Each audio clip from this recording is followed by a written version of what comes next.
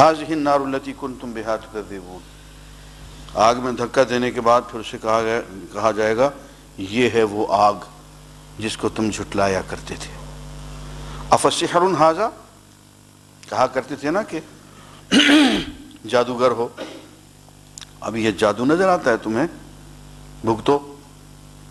ام انتم لا تبصرون، یا تمہیں اب کچھ دکھائی نہیں دیتا، کہاں ان پڑھے ہو؟ اسلوھا، پڑے رہو اس کے اندر، فاصبروا او لا تصبروا، صبر کرو چاہے نہ کرو، سواء علیکم، برابر ہے اب تم پہ، انما تجزون ما کنتم تعملون، تم جو کچھ کیا کرتے تھے عمل اس کے مطابق تمہیں اب بدلہ دیا جائے گا۔ عزیزان گرامی، اب جو موضوع آ رہا ہے اس کو ذرا غور سے سنیں۔ ان المتقین فی جنات و نعیم، متقی لوگ باغات میں اور نعمتوں کے مقامات میں ہوں گے۔ فاکہین بما آتاہم ربہم، اللہ نے جو ان کو عطا فرمایا اس پہ وہ خوش ہوں گے۔ ووقاہم ربہم عذاب الجحیم، اللہ نے ان کو جہنم کی عذاب سے بچا لیا، اس پہ وہ خوش ہوں گے۔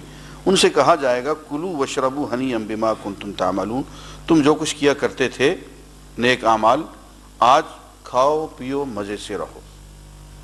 متکئین علی سرر مصفوفہ، سامنے تخت بچھے ہوئے ہوں گے، شاہی تخت، ان پہ قطار اندر قطار وہ بیٹھے ہوئے ہوں گے۔ وزوجناہم بحور عین، ان کو حسین موٹی آنکھوں والی عورتوں سے ان کا شادی کر دی جائے گی۔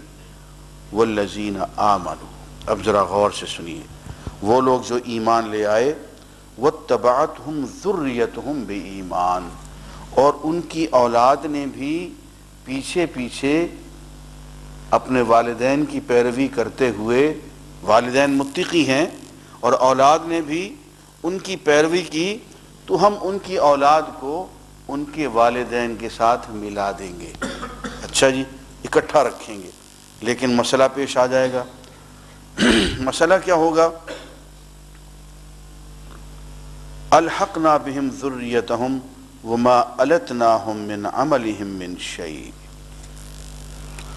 ہوگا یوں کہ اولاد بیچاری پیچھے رہ جائے گی اعمال میں،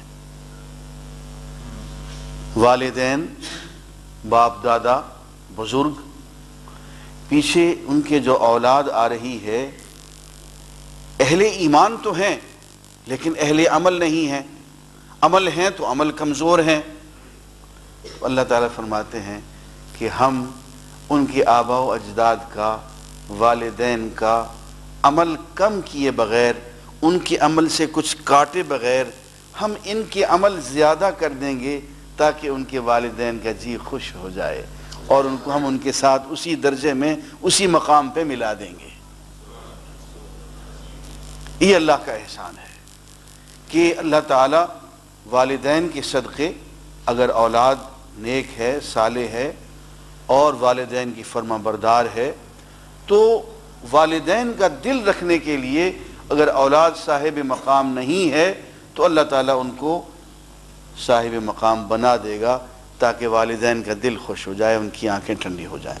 اور وہ بھی اس طرح سے کہ والدین، ایسا نہیں، یوں بھی تو کیا جا سکتا تھا نا کہ اولاد جو ہے وہ نچلے مقام پہ ہے تو تھوڑا سا وہ والدین کو نیچے کھینچ لیا، تھوڑا سا ان کو اوپر بڑھا لیا، نہیں فرمایا وما التناہم من عملہم شیء، ان کا کوئی مقام گھٹائے بغیر، ان کا کوئی عمل اور کوئی درجہ گھٹائے بغیر ان کی اولاد کو ان کے ساتھ ملا دیا جائے گا۔ لیکن ہاں جی، میری بیگم صاحبہ موجود ہیں، میں جواب نہیں دے سکتا۔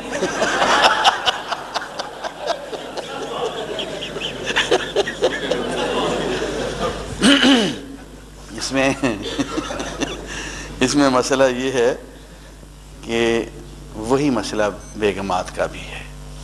اللہ تعالیٰ نے اگر زوج اس دنیا میں ان کے دلوں کو جوڑ رکھا ہے تو آخرت میں بھی اللہ تعالیٰ ان کے دلوں کو جوڑے رکھے گا اور وہ بھی ساتھ ہوں گی۔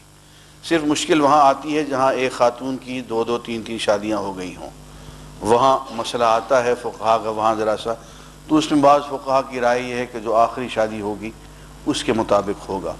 ایک یہ کہ نہیں، بیگم صاحبہ جہاں چاہیں گی اور جس خاوند کے پاس جائیں گی وہ چلی جائیں گی کہ اس دنیا کا نکاح جو ہے وہ یہیں ختم ہو جائے گا، آگے اللہ تعالیٰ جو چاہے گا وہ جیسے انتخاب ہوگا ویسے وہ ہو جائے گا۔ تو یہ اس میں آزادی ہے۔ اور اس میں آگے یہ بھی آ رہا ہے، مجھے بار بار بیگمات یہ پوچھتی ہیں کہ اچھا صاحب آپ کے لیے تو ہو رہے ہیں تو ہمارے لیے کیا ہے؟ جواب آگے آ رہا ہے، میں تیزی میں بیان کر جاؤں گا، آپ خود ہی خود سمجھنے کی کوشش کر لیجئے گا۔ فرماتے ہیں کہ یہ تو ہم رعایت کر دیں گے، لیکن ہمارا اصول یہ ہے کل امرئ بما کسب رہین، ہر شخص اپنے عمل کا رہین ہے۔ ہر شخص کی زندگی رہن کیا ہوتا ہے جی؟ رہن یہ ہوتا ہے کہ صاحب یہ میرا قلم ہے، مجھے میاں 10 روپے دے دو، یہ قلم رکھ لو، میں 10 روپے تمہیں دے دوں گا، اپنا قلم چھڑوا لوں گا، ٹھیک ہو گیا نا جی؟ یہ رہن ہو گیا اور میں رہین ہو گیا۔ فرماتے ہیں کہ ہر شخص اپنے اعمال کا رہین ہے، اس کے اعمال کی وجہ سے یوں سمجھ لیں کہ اس کی زندگی رہن رکھی ہوئی ہے اس کے اعمال کی وجہ سے، جیسے جیسے وہ اعمال کرے گا ویسے ویسے وہ اپنے آپ کو چھڑوا لے گا۔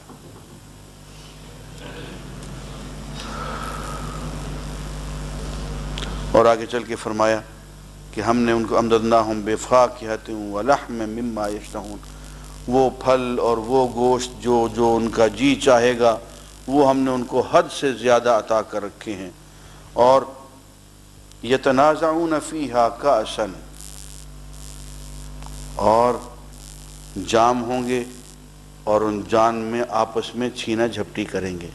مطلب وہ معلوم یہ ہوتا ہے کہ وہاں نیرے مولوی نہیں ہوں گے، وہاں پہ چھینا جھپٹی کرنے والے لوگ بھی ہوں گے، بہت زندہ دل لوگ ہوں گے، آپس میں ہنسی مذاق کرنے والے بھی ہوں گے۔ یتنازعون فیہا، آپس میں ہنسی مذاق کریں گے اور جام پہ ایک دوسرے کے ساتھ تنازع بھی کریں گے، لیکن کیسا؟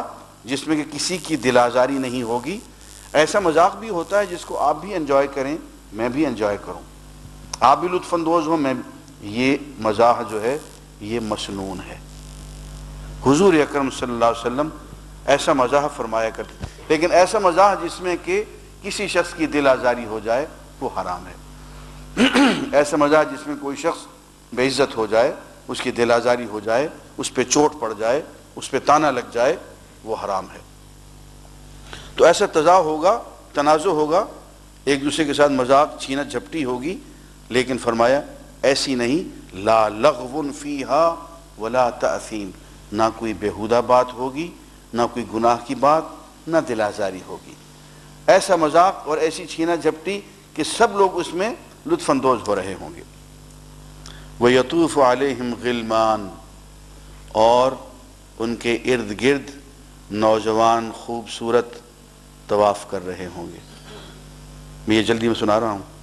لَهُمْ كَأَنَّهُمْ لُؤْلُؤٌ مَكْنُونٌ، اور یہ نوجوان ایسے ہوں گے جیسا کہ چھپے ہوئے موتی ہوتے ہیں۔ پتہ چلا کہ اگر مردوں کے لیے حوریں ہیں تو خواتین کے لیے یہ غلمان ہیں، اس لیے اس پریشان ہونے کی ضرورت نہیں ہے۔ لوگ کہتے ہیں کہ یہ اللہ تعالیٰ جو ہے صرف مردوں کا اللہ تعالیٰ ہے، نہیں، خواتین کا بھی ہے۔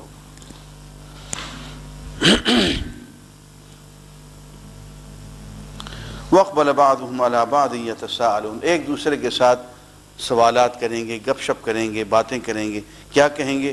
اِنَّا كُنَّا قَبْلُ فِي أَهْلِنَا مُشْفِقِينَ، یار بات یہ ہے اچھے رہے ہم اپنے گھر میں زندگی گزارتے رہے، ڈر ڈر کے زندگی گزارتے رہے، اور وہ احتیاط اور وہ ڈر آج ہمارے کام آ گیا۔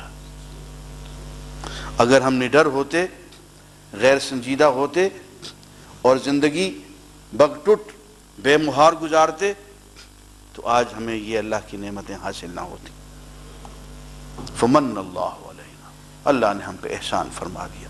ووقانا عذاب السموم، اور دوزخ کی اس گرم ہوا سے اللہ نے ہمیں بچا دیا، جھلسا دینے والی اس لو سے اللہ نے ہمیں بچا دیا۔ انا کنا من قبل ندعوہ، ہم پہلے بھی اللہ کو پکارا کرتے تھے۔ انہ هو البر الرحیم، وہ بہت ہی مہربان ہے اور بہت ہی نیکی فرمانے والا ہے۔